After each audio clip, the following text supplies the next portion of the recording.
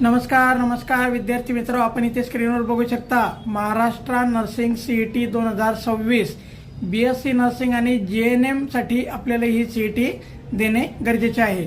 जर आपल्याला बीएससी नर्सिंगला जर घ्यायचं असेल तर आपलं पीसीबी विषयासह किमान 45% गुणांनी आपण पास असले पाहिजे आणि कास्टमधून आपण 40% गुणांनी पास असणे गरजेचे आहे।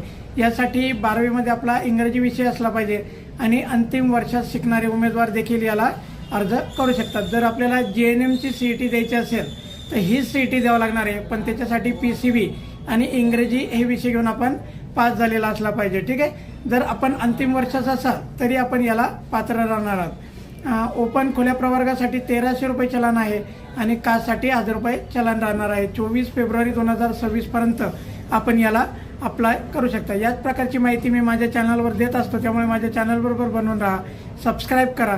जास्तीत जास्त आपल्या